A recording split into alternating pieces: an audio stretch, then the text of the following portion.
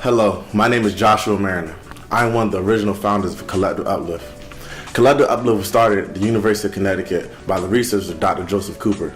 Through his research, Dr. Joseph Cooper started a focus group, which I was a part of.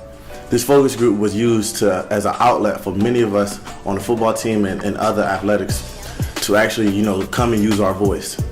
Here, now, today, we have another chapter of Collective Uplift at Old Dominion University. In Collective Uplift, we go through different workshops and just have real discussions about the things that, can make us better people. Through financial literacy lessons, through mental health awareness, even through cultural awareness. We have to realize the people that we came from and that we come from greater things than what, society tells us sometimes. We don't always have to believe in the stigma and the stereotypes that people place on us and that we are greater than those. And that's what Collective Uplift is trying to, spread across the entire nation, across these campuses to show that, as a minority athlete, that you can do more than just play ball. You don't have to just, play ball and that's it. That's all you should be known for. Some of the greatest ball players are great in other areas. Investors, businessmen, they are versatile. And Collective Uplift works on the versatility and the holistic development of the individual. So, without further ado, this is Collective Uplift.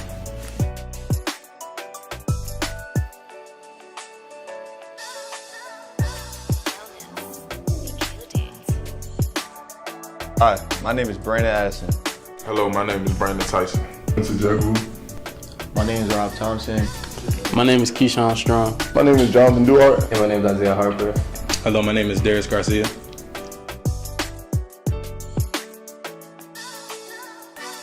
And what Collective Uplift means to me is a group of individuals coming together, supporting each other. Being a part of Collective Uplift means a lot to me because it lets me know that once I step off the field and take off my shoulder pads, my helmets and my cleats, that I'm another person, that I'm just not defined by being an athlete, that I'm more, that there's opportunities and doors open for me to better myself as a man, as a brother, as an uncle, and all the different facets that make me. Collective Uplift is really important to me. It's another sense of family with your minority brothers, other than just your football team. So. It means a lot to me because there's a lot of things that we are able to do, a lot of people we're able to touch, and a lot of people we're able to talk to. The biggest thing is going out and being able to speak with you. Being in a group like this is very important to me. I learned that a lot of the guys in this group go through a lot of the same things that I go through, a lot of the same problems. So, through our discussions and meetings, you realize that, and it's good to have another group of guys that understand you, and we all kind of work through it together. Collective Uplift gives me that sense of welcoming from another group of brothers that understand where I'm coming from or what I've been through when I was younger, and now that we've all come from different paths to Old Dominion to play football, that we can share our stories and help each other grow for the future. To me, it's basically just an outlet that, I can use to talk to other people that I find like-minded and that, go through the same struggles that I do as a minority student athlete. And, it's just a great place to, for one, I've made some great friends that I would call brothers, and just get to talk about things that you wouldn't get to talk about every day. We sat around and we discussed about the different things like that we went through growing up and the different struggles that we faced, and being a part of this group just lets me know that I'm not the only one who faces the same struggle, and that this is a group where I can come to like a band of brothers and tell them everything that's going on in my life. I can sit around and listen to their problems, and I can spit some ideas back to them. They can spit some to me, and we can figure out these problems together, that that we're not in this alone.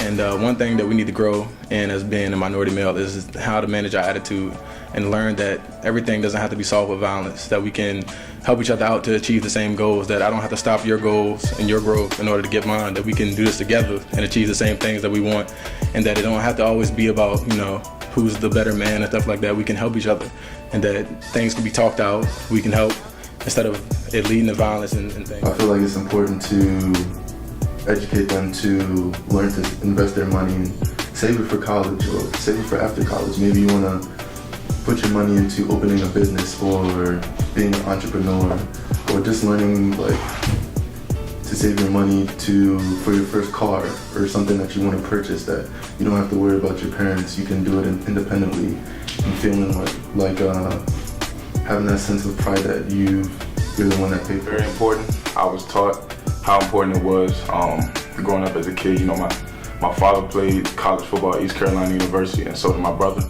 So they taught me at a very young age how important it is to stay on top of academics as well as being an athlete. I ended up getting a scholarship coming to Old Dominion, and now I'm here, and I've realized football, it's more than just football.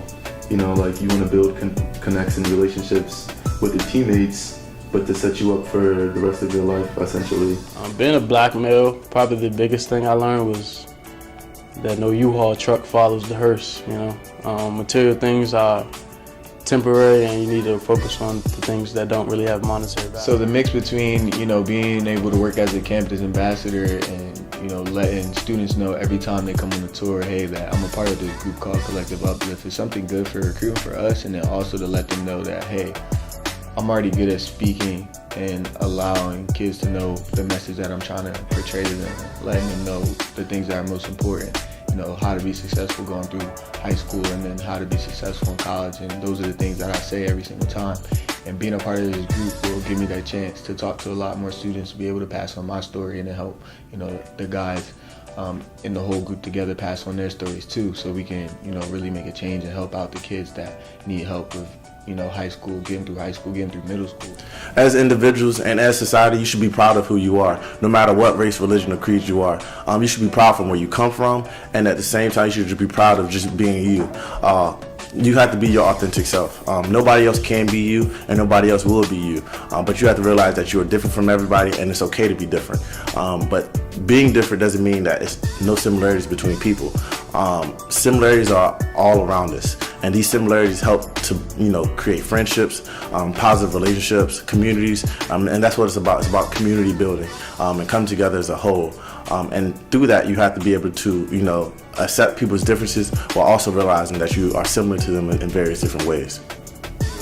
Specifically as males in our society, I feel like black people and black men especially there's a lot of questions around mental health that we kind of, you know, try and run around and trying to avoid, but I think they're very important to, you know, our society, and addressing those questions and concerns can, you know, improve us as a people and make us more productive. On top of that, you know, financial stuff like building credit at a younger age, trying to, you know, get all that stuff done before you actually enter the real world, and just financial literacy in general.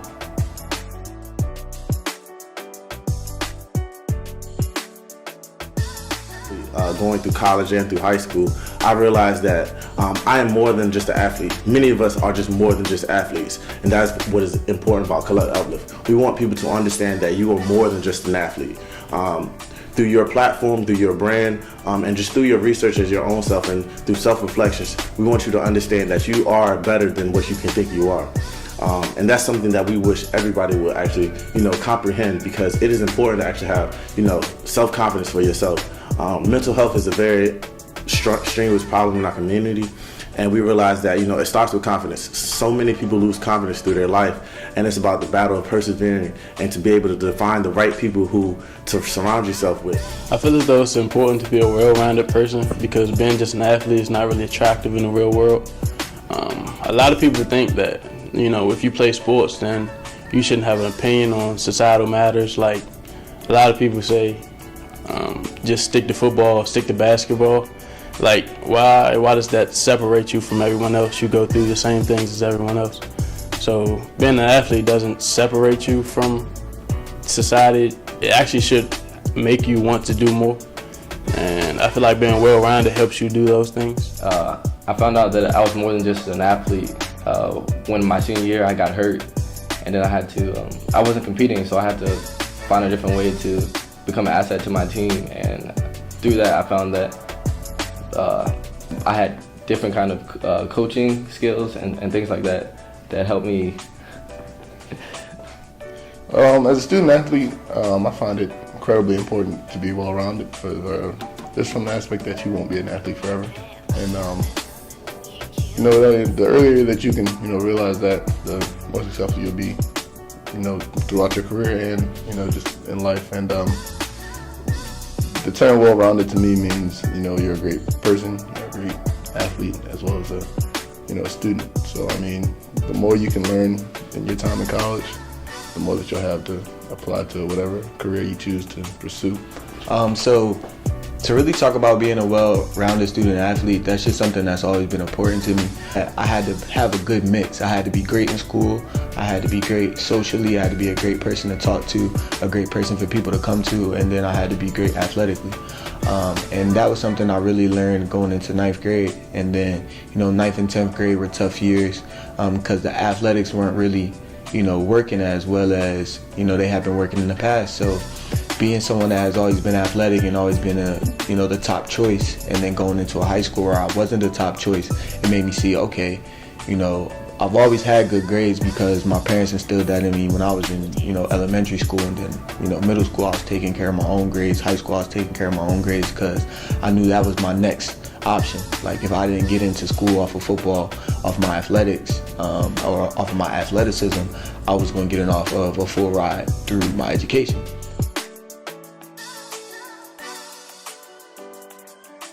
One question we ask ourselves daily is, how can we use our brand to help impact the youth today? Well, we always answer the question, but to me, that's the most important thing. No matter how far I go in football or how far I go in any other endeavor in my life, I feel like the most important thing in my life is to give back to the community and give back to the youth, and to give them things that I necessarily didn't have when I was younger. Role models at a young age to tell me that I can do different things other than just sports, like to push me to be a better me, to be who I want to be. To go on to football that you translate to life and vice versa. And you know, they made me practice incredibly hard, and everything I did, whether it was football, basketball, school, and I grew up, and they always instilled in me that it was important to not just be an athlete, but to be a good person, and my father raised me to be a good man. And today, those lessons have, you know, kind of taught me to use football more as a platform. And you know, the better I get at football, and the more recognition and things of that nature I've received, the more I can use my voice to, you know, make changes in the world. Or for the younger generation, it's important for me to present myself in the best way possible.